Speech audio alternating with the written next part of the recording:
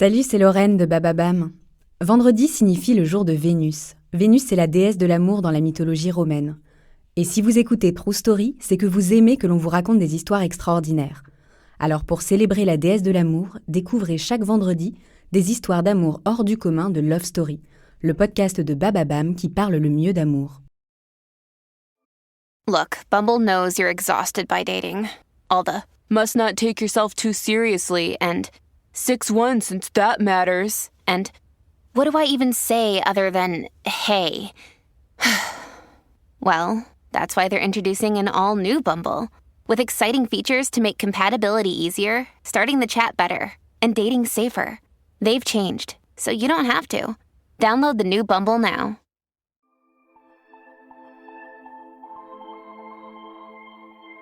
Précurseur, il faut l'être, quand près d'un siècle après sa rencontre, un couple reste un des modèles phares de l'émancipation et de l'amour libre. Simone de Beauvoir et Jean-Paul Sartre ont traversé le XXe siècle côte à côte.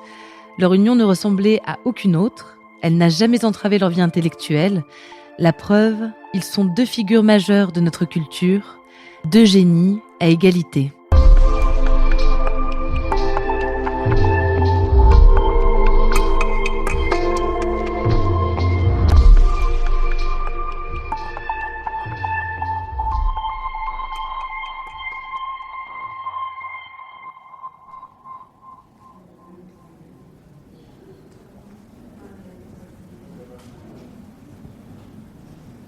« 1929, Paris.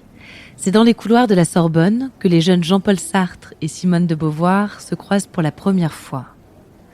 Elle a 21 ans, il en a 24. Ils présentent tous deux l'agrégation de philosophie. Ils se découvrent, discutent et se plaisent. D'abord d'une manière purement intellectuelle. Elle est impressionnée par l'étendue de son savoir. Il est sans voix face à sa vivacité d'esprit.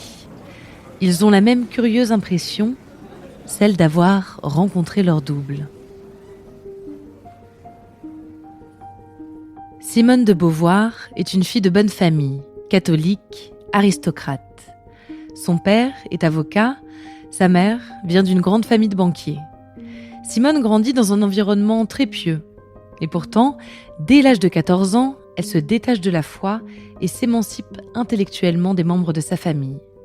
14 ans, c'est tôt pour manifester une telle liberté d'esprit.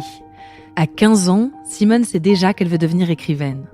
Elle dévore les livres et elle excelle dans ses études à l'Institut catholique de Paris, à l'Institut Sainte-Marie de Neuilly et à l'Université de Paris, où elle rencontre Jean-Paul.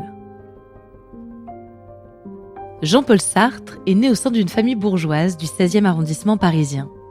Il est élevé par sa mère et ses grands-parents, son père étant mort de la fièvre jaune 15 mois après sa naissance.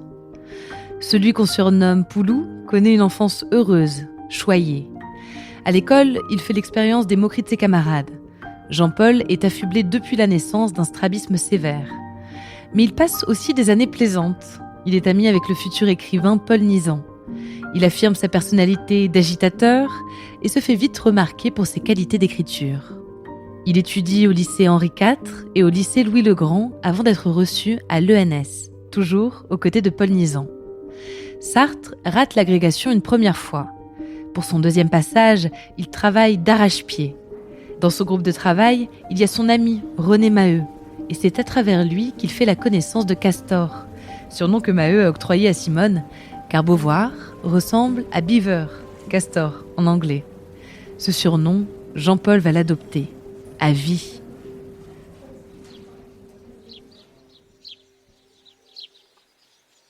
Car c'est bien l'entièreté de leur vie adulte que Simone de Beauvoir et Jean-Paul Sartre vont passer ensemble. Cela commence par un pacte, une alliance de 2 ans qui sera finalement renouvelée jusqu'à la fin de leur vie. Ils se considèrent mutuellement comme leur amour nécessaire qui ne doit en rien interdire leurs amours contingentes, secondaires. La seule condition, tout se dire. Ainsi, Simone et Jean-Paul pratiquent le polyamour à une époque où le simple concubinage est décrié. Ils refusent l'institution du mariage et la cohabitation. Ils prônent la liberté et le respect mutuel. Et aussi, bien sûr, l'épanouissement individuel, notamment dans leurs carrières respectives. En 1929, ils reçoivent tous les deux l'agrégation. Au classement, Sartre est premier, Beauvoir deuxième. Ensuite, ils tracent leur brillante route. Ils enseignent, elle à Marseille, à Rouen ou à Paris, lui au Havre, à Berlin ou à Neuilly. En parallèle, ils écrivent, tout le temps. Simone de Beauvoir affirme ses positions féministes. Le deuxième sexe, ou ses mémoires d'une jeune fille rangée, la rendent célèbre, autant acclamée que détestée par les conservateurs. Jean-Paul Sartre dessine son existentialisme dans ses romans, ses pièces de théâtre et ses essais. Ils s'écrivent aussi, mutuellement, quand ils sont séparés. La correspondance qu'ils entretiennent témoigne de leur complicité, de l'amour profond qu'ils se portent. 6 novembre 1939. Mon charmant Castor.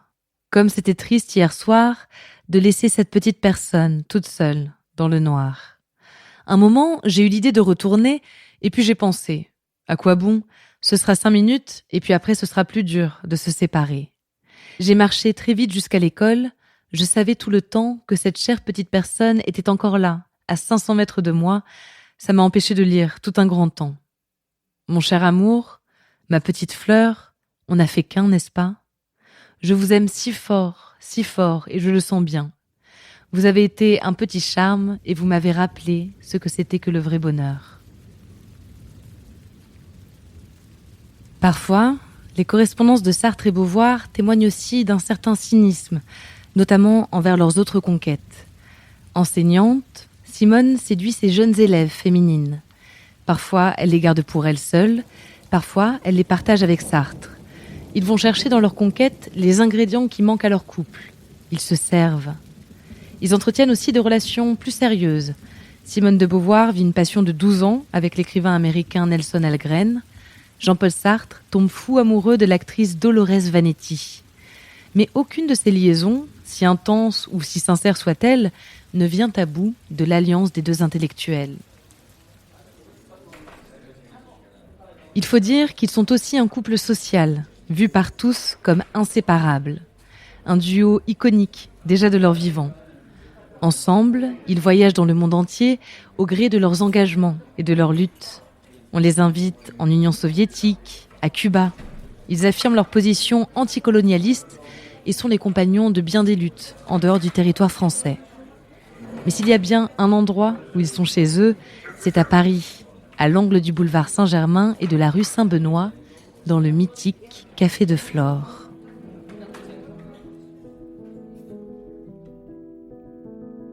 Inutile de préciser qu'en 50 ans de relation, Jean-Paul Sartre et Simone de Beauvoir connaissent aussi les déceptions, les querelles, les jalousies et le chagrin.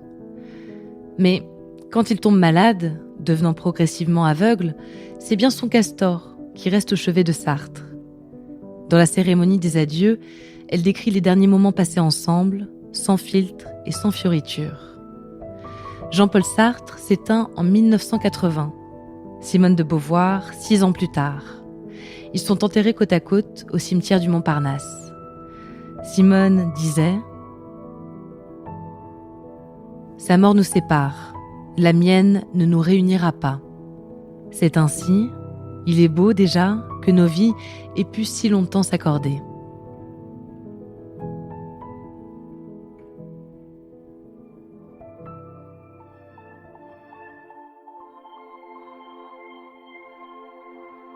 Merci d'avoir écouté cet épisode de Love Story. J'espère qu'il vous a plu. Vous pouvez donner votre avis sur ce podcast sur votre plateforme d'écoute favorite. La semaine prochaine, on découvre un nouveau couple d'une vie, un couple qui, comme Sartre et Beauvoir, a traversé les époques.